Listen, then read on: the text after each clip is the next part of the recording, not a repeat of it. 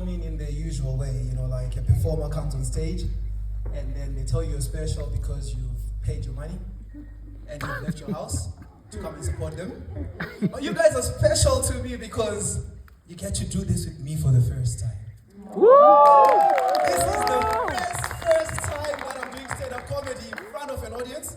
Of course, I've made people laugh. My girlfriend thinks I'm funny. If I listen to her advice, I'm bigger than Trevor Noah. Perhaps that explains that. But, the thing about first times is that every time people tell you, go there, fake it till you make it, act like you've been there before. And I chose to go with vulnerability because sometimes you need to show people that you're human. And I came here with you today to go through this journey together. So when we are done, we know we're in a special something together. Now, speaking of first times, there's a time, I was doing my master's degree in China. That's why the Ni Hao Ma. And then I was also doing a part-time gig as an English teacher. So I had a very special relationship with the parents. I could make the parents laugh, hence why I think I could make you laugh. Now the parents, normally it's the women, the grannies, the nannies, the mothers that would come through. And my boss saw that, like, this kid is special. He knows how to talk to people. Now my boss tried to put me closer because I was an asset, right? And the thing with him is he was African, married to a white woman, and he had money. Now I'm a boy from the hood. So he had a thing about trying to teach me new experiences. So now this guy, the problem with that is, he teaches you, but you pay with that with your ego, because he shows you know nothing. It's in the world, So he goes one day to me, Glenn, have you ever been to an 8-star hotel? Like, no, bro. I come from Zimbabwe and 5 is the cap. And I don't even think 5 is true. Like, 5-star? How? So he said, okay, I'll take you to a 5-star hotel. So one day I'm at home, it's a Saturday, and he sends me a location, he says, come over.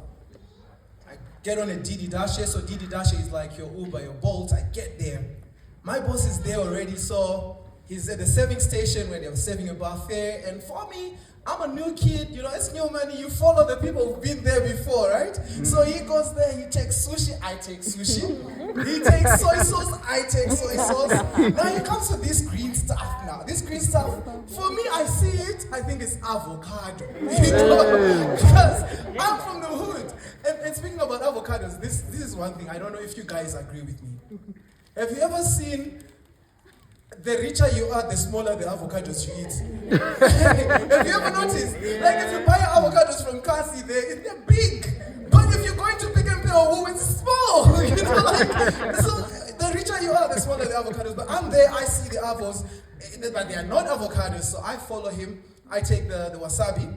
So we go and sit down. Now my boss is trying to teach me again, as he usually does. So he takes out his chopsticks, I take out mine, takes the sushi, puts it in soy sauce, then he takes a little bit of wasabi and he puts it there. What did I do? Copy and paste as usual. Sushi, soy sauce, but when it comes to the wasabi, guess what I did? I was like, me, I love avocado. I love avocado. So I took a huge helpful and put it there. Bro, tears started flowing down, rivers of living waters were flowing down my eyes. I was not controlling them, I could not stop them, and my breath is like fire, like my nostrils were filled with hot air. In that moment I felt like a Targaryen, I could Drakaris, But I learned a lesson that day. The lesson I learned is, when you are having a first experience, hence why I became vulnerable with you today, that I'm vulnerable. When you have a first experience, ask, communicate. Like now when I go to restaurants, when the waiter comes through, I go like, yeah, what is in this dish? Because I learned the hard way. Like if I'm buying a drink for the first time, I go on Google, like the first time I had my Hennessy, I was like, how do you drink Hennessy? So one day I said, okay, chili plus, warm it with your body temperature, until you said, till whatever layer on top, until you can smell the scent. Yeah, now I know how to drink Hennessy because I Googled, I found out, But a lot of times people don't want to ask, people don't want to be vulnerable. Now, one of the things I find funny on the internet is that someone is having their first experience, someone is celebrating something. I don't know, everybody somewhere is celebrating something. Oh, I don't know, bro, you celebrating something. The girl next to you? Is it a new relationship? But anyway, so it's almost like every time someone has something new to celebrate, you know. Then, you know, one of the things I find very cliche on the internet and borderline mean is that someone posts their flight ticket or selfies on a plane, then some rich kid from somewhere just comes, hey, relax, it's just a mode of transport. Now, when I look at it, bro, like, me, I come from the dusty streets of Mashingo. I'm a kid there, I'm playing with bricks and I'm thinking it's a bus. I'm baking soil as a cake. And when a plane comes through, I stop everything I'm doing and I start singing, Deke, Deke, Deke. Now, you are telling me, when I'm aboard that plane, miles up there for the first time, you want to tell me it's just a mode of transport? No, we're not relaxed. So the first time I got on a plane, I was in uni. I was a national chairperson of some organization. They sent me a letter and they said, yo, send us your passport cover. I couldn't believe it initially. It was just coming to South Africa, by the way, from Zimbabwe. I thought I was going to go by bus, you know, that's what I'm used to. So I sent them that. Then they returned an air ticket. Oh, bro, I danced. I thanked my ancestors. I thank God. I was confused. I even wanted to thank Muhammad. But in that moment, I wanted to thank every deity that existed because a breakthrough had happened for me, right? The night before, I couldn't sleep, you know. I stayed up all night. The following morning, I was up at 4. This thing about black people, don't keep time, you're lying. They're just not excited. Black people keep time. You want me to be excited to come and you give me $150 and you take 150 million. No, I'll be late. But this is a plane, Baba. This is a plane. I could not sleep. Another thing about poverty, right? Poverty is not about the money you have in your pocket or in the bank. Poverty is a spirit, it's an aura, it's an ambience, it's a smell. So I knew, hey, you're coming from the ghetto, you're gonna smell like poverty. I bathed, bro. 30 minutes scrubbing myself off, taking off the spirit of poverty. Sometimes you don't need to cast it away, wash it off. Wash it off, you know. Then I had a friend of mine who's CIO. So these guys, you know, they're popular for what? What do you know CIO people in terms of dressing? You are right. And so I thought you can't just go on a plane in jeans and t-shirt. Borrow a suit, my brother. So I borrowed a suit, called him, his name is whatever, and then I said, special. So special is because he's a special agent. Special, I need a suit. So he gave me a black velvety corduroy suit. Got a suit on. I was a kid in uni, guys, don't laugh. I sprayed. I think it's English Yardley. Oh yeah, English blazer by Yardley. Right. I go there. But remember, I told you, poverty is about your lifestyle. That black velvety suit, by the time I left the house, it was okay. The moment I stepped out, dust, Baba. Dust. And I didn't even have like a lint remover. But anyway, I get to the airport on time. I try to get there like 2 hours before. And airport attendants are busy trying to tell me, yo, you don't take selfies here. Yeah, no pictures. But you can't tell me that. I'm in a miracle right now. It's my testimony. I'm living the dream, you know. So one thing about me is I discovered, you know, for those who come from the ghetto like me, you know, if you come from the ghetto, when you buy your chicken slice, KFC, McDonald's, when you get on a taxi, you eat it in the taxi, right? Because you can't go home and share with your siblings. Yeah? It's 5 people there waiting. But that's why you see the combis, they are full. Combis and taxis, they are full of people eating. So I had that mentality, you know, that, but you know, I'm a level higher, so I eat at home. I don't want to eat in the bus. So when I was going to the plane, I ate a meal. Now the problem, I forgot my handicap. Like I've got motion sickness. I'm the same kid who the first time I was on an elevator almost threw up. Imagine miles up there. So I get in the plane, sit next to this guy. I pretend, you know, travel culture, travel etiquette. I've got a book there with me. But my bag was not one of those Samsonizers. You could tell, ghetto. You know, sometimes you can beg it, but people can tell, like, your bag, you're not used to traveling. It's like, the girls who are used to traveling are there with your nice fancy cushions, you know, like headdress, and, you know, they've got a book on them. So I had a book, so I sit next to this guy. And he looks at me, he thinks, this kid, yeah, The plane starts taking away. Yeah, the food I ate wanted to come out. Yeah? Now I'm clutching close to the armrest. I'm holding on there. Finally, I get to drop it. But the thing I learned about that is, sometimes when you experience your first, you're there with people who've been there. They can tell. Some people are kind enough to say, okay, you're new to the squad, welcome. They won't look at you funny. Some people are mean, they'll sneer at you like you guys do. People take pictures of their meals at restaurants because now you can afford, But also, now, after that flight, after that first time, I then started jet setting around the world. Been to Europe, been to Asia, been a number of countries. Now I'm not afraid of a plane anymore. You get my point? Now, that time I went with a suit, someone seeing me is thinking, this kid is stupid. He's going to get off the plane and go straight to a meeting. Now, you see my haircut is double like this, rough like that. I can party all night, and then the following morning I've got a flight at 5 or 3 a.m. I just go in the shower, sink, dip a little bit of water, rough up my hair, and pick up my bag, I'm off. Now a plane is just a mode of transport. Nah, you can say that. You can't tell a kid from deep down Kasi to say, relax. So the thing about that is I learned to respect people's first times. And the first time I held $1,000, that was mine. Felt like a millionaire, billionaire even.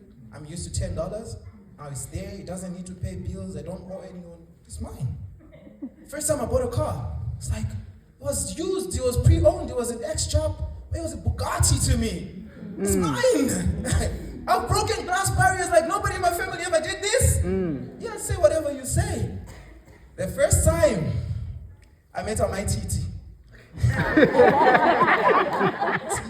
Don't laugh, guys. The first time I met my TT, I was busy looking in my pocket. Where's my ring? Where's my ring? I was calling my brothers. They're going like, yo, do you have $1,000? Glenn, what do you need $1,000 for? I want to get married, bro. My TT has a spirit of marriage.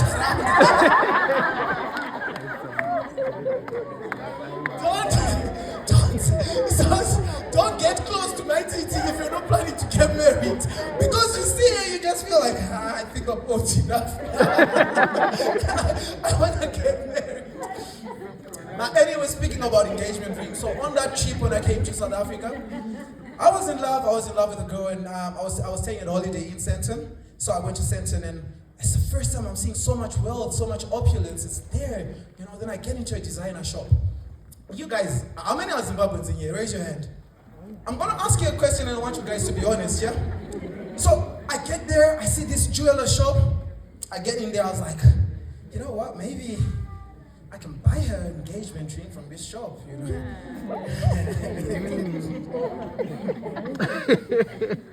I had a per diem of like maybe $300, $400. So I get in the shop, I'm like, how much is this ring? I think back then in 2010, 2011, they're like 15,000 rand. Oh, so to get married, I have to sell myself to slavery.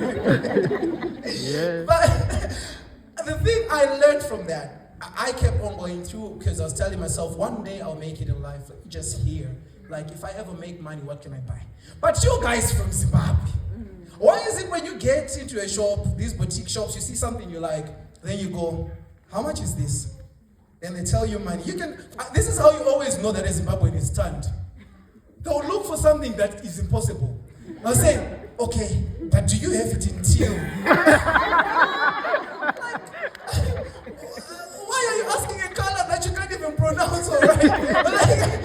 But do you have size 15 for this thing? Why can't you just say, oh, and be humbled? People don't want to be humble. You know what Zimbabweans say? Imari, what do they say? This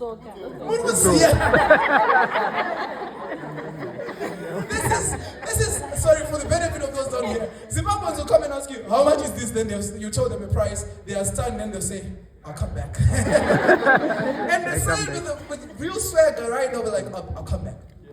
Or then, if you're a sophisticated seller, immediately then you say, Mangamne mali. Then you say, how much money do you have? Talking about things you can't afford. I've been seeing a lot of Nikes, Dada Dios.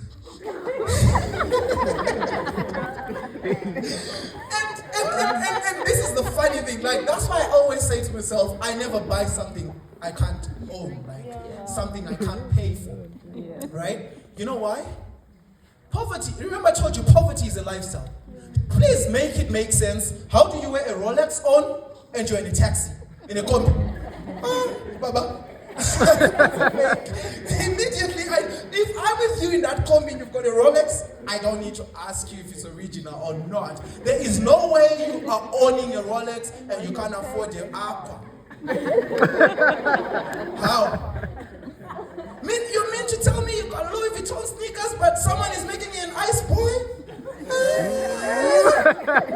I doubt that. But the other thing is, do you know how you should know you're being financially irresponsible? Can I tell you the secret? You guys are going to pay a little bit more. This is wisdom, yeah? How you know that you don't afford whatever you're buying? Or how you know you're making an irresponsible financial decision? If you get into a shop and you want to buy something, and they tell you the price or you see the price and you immediately start thinking, I could buy bricks with that. Or you start thinking about the other things like, but this is 10 bags of millimeter. In that moment, cut, you can't afford this. You cannot afford. But you know what? You guys have been amazing. You guys have been special. And as I leave, I just want you to know this one thing. Every day, somewhere, someone right now, just like I am right now, is having their first. And it is up to them to understand the meaning of a first time. First time is special. They've got a wonder to them. They set our souls alive. You're not alive if you're living your whole year without anything first. Be daring enough to try something new. Be daring enough to go out there and say, I'm going to go and break glass barriers. Be daring enough to get out of your comfort zone. And for those who've been there before, don't be mean. We come from different places. You can be looking at someone who's starting from the bottom, and you are there thinking, why are you taking pictures in the restaurant? But why are you doing that? Why are you raining on like someone's parade? Allow people to experience that, because for some people, that's the time they're most alive in their life.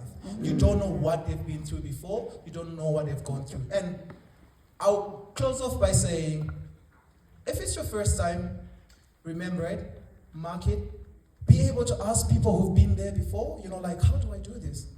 Nothing is wrong with telling people it's your first time. Nothing is wrong with saying, I don't know how to do this, can you teach me? Nothing is wrong to say, actually, a lot of people will envy you because they know what it means to experience something for the first time. So go out there, guys, and try new things. Jobek, Victoria Theatre.